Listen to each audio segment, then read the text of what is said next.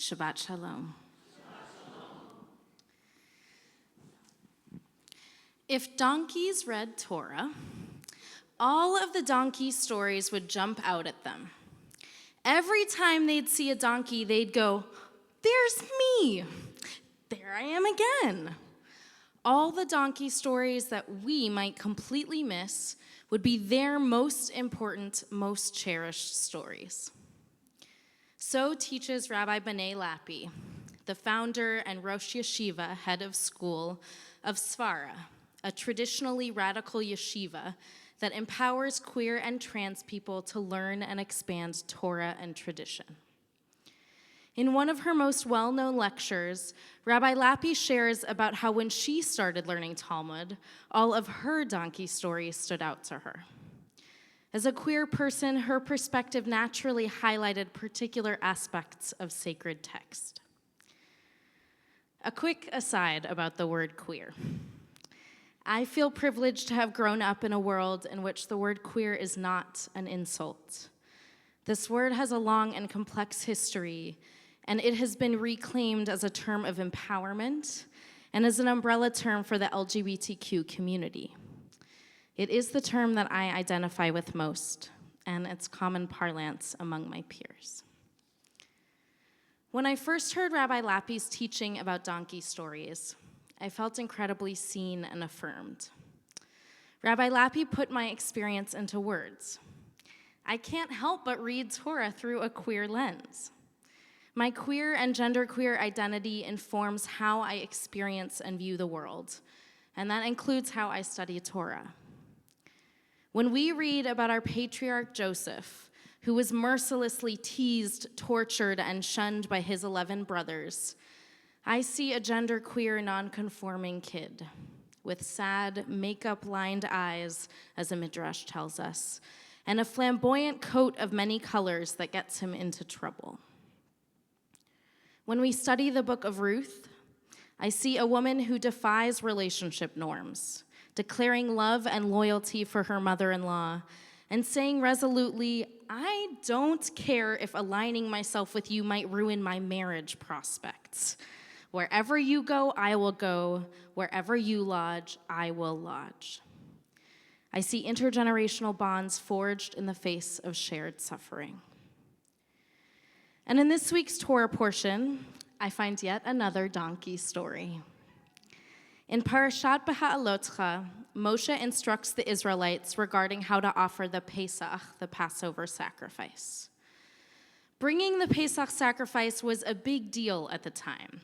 It was the way to celebrate Passover, the equivalent of a congregation-wide Seder. But, the Torah tells us, there were some people who weren't allowed to offer a Pesach sacrifice. They had been engaged in the mitzvah of tending to the dead and were therefore considered ritually unready or tameh. They can't participate, and no one seems to notice. In response, this group comes before Moshe and Aaron to ask why they've been left out. They ask, "Although we are tameh, lama nigara levilti hakriv et korban Adonai b'mo'ado b'toch bnei Israel?" Why must we be diminished by not being allowed to present God's offering at its set time with the rest of the Israelites? When I read this story, I see a group of people who have been overlooked. They've been shut out from the central and most communal part of Passover. Yet this group is bold enough and courageous enough to advocate for themselves, to say, "Hey, why weren't we invited? Our tameh status might keep us from being able to offer sacrifices, but does that mean that we don't matter?" For me, it's easy to understand where this group of people was coming from when they complained to Moshe. When I came out, I too was given the message that the Jewish community would be just fine without me in it. In my junior year of college, I participated in a year-long business accelerator program for Jewish leaders called Core 18. The program supported fellows in proposing a venture to improve Jewish community. Partway through the program, I came out to myself as queer.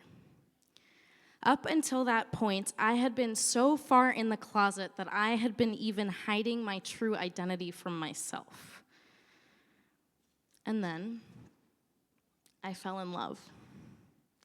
The relationship began as a sweet friendship, sparked by the shared experience of fighting off spiders at one of our homestays while studying abroad. But as we got closer, my feelings grew until it hit me all at once. I was head over heels for this woman, and I definitely wasn't straight. Even with all of the sweetness of that relationship, coming out was a raw and painful process for me. I had very few models of what it looked like to be queer, and I had no role models of what it looked like to be queer and happy. My only two reference points were my friend's gay dad, whose story was seen as taboo and barely talked about, and a lesbian rabbi at my synagogue who barely lasted a year before the whispers about her while she was on the bima and the homophobia in our community pushed her out.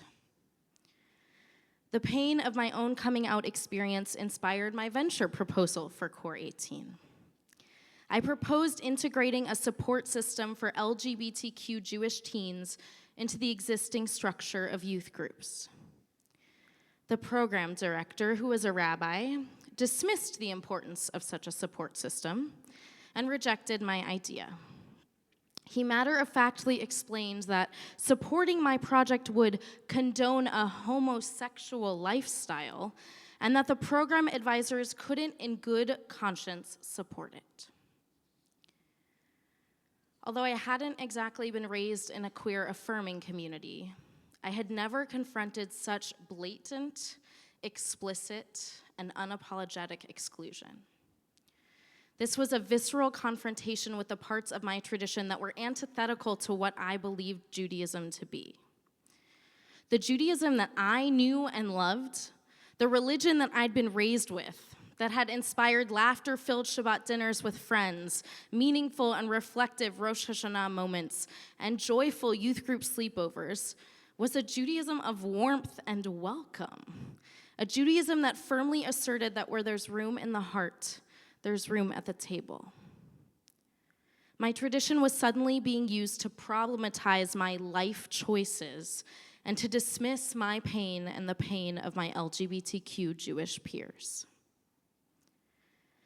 I was standing in the face of leaders who were telling me that I didn't need the same access to community that my straight peers did, that it was fine that everyone else was going to get to go participate in the Pesach ritual and that I couldn't.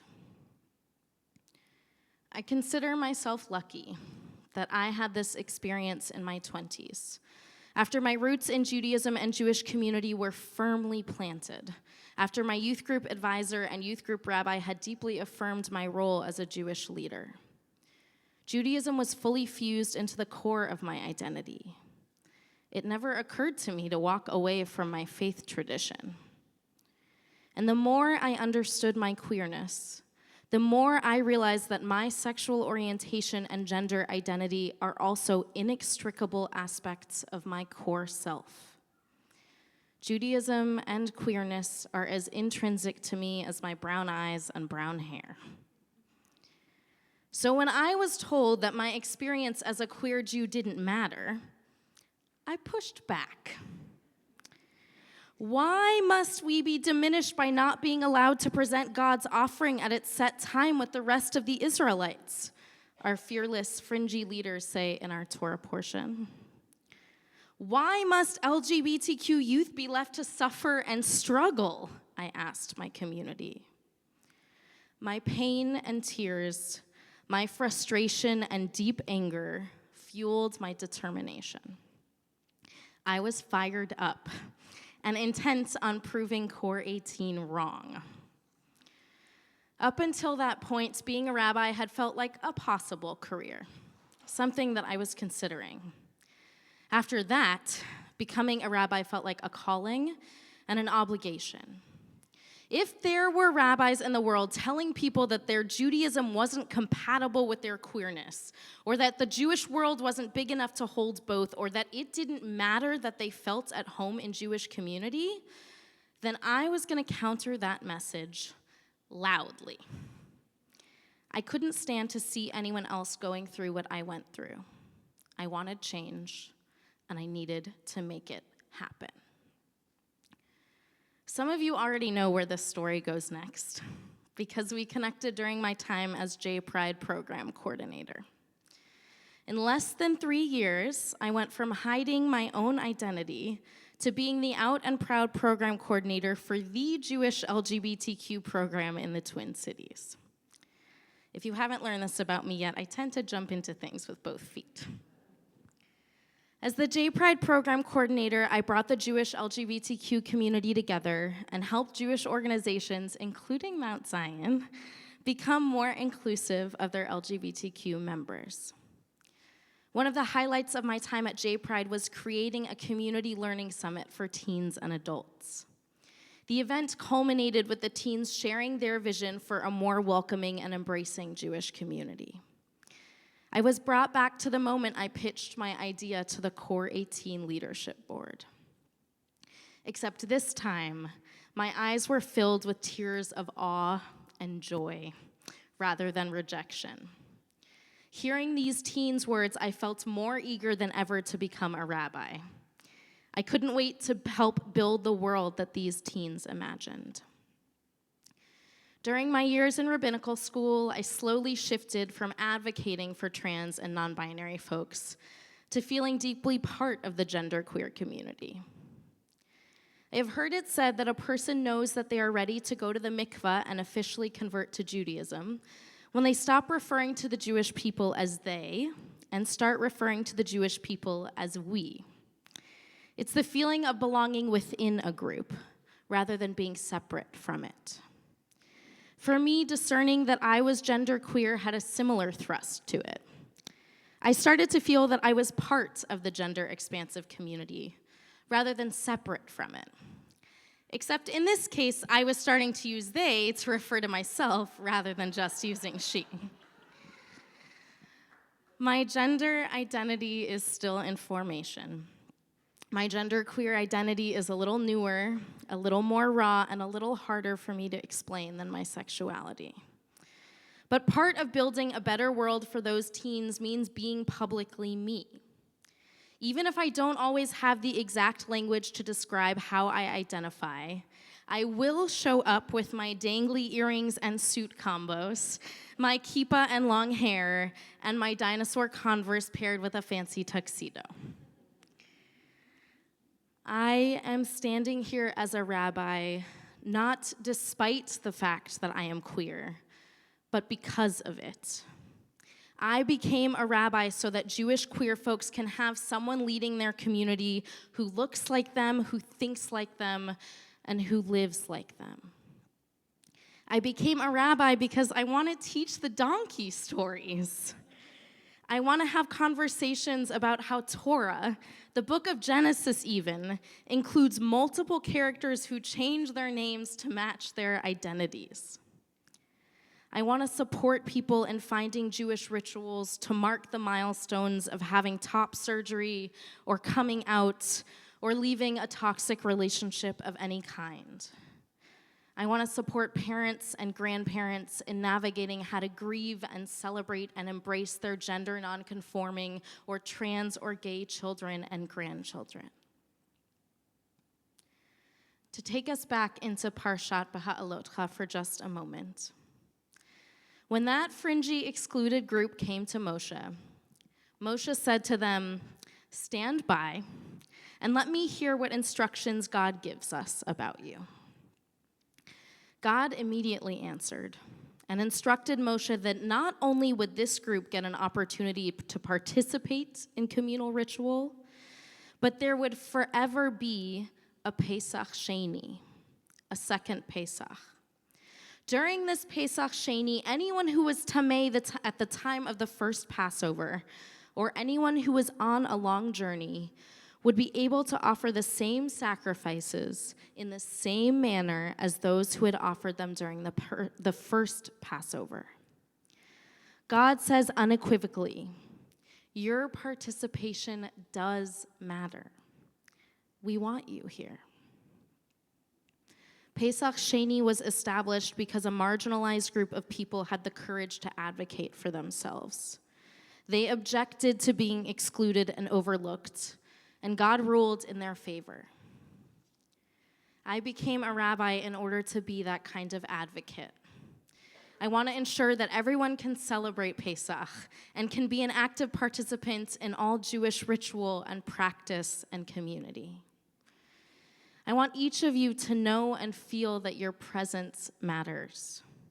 For each of you to realize that the experiences and wisdom that you bring to Mount Zion make a difference. I want Mount Zion to be a life-affirming place and space for everyone. So, ask me questions. Trust me when I tell you that I'll let you know if there's a question that I don't feel comfortable answering. And know that I genuinely want to be a resource for you. Ask me about how and why I use she, they pronouns. Ask me why we put menstrual products in all of our bathrooms at Mount Zion. Ask me how and what Jewish ritual or liturgy might help you mark milestones beyond weddings and funerals and births. Ask me what donkey stories I've read recently. We owe it to ourselves and to our LGBTQ community to have these conversations. And we will only become even more welcoming if and when we do. Shabbat shalom.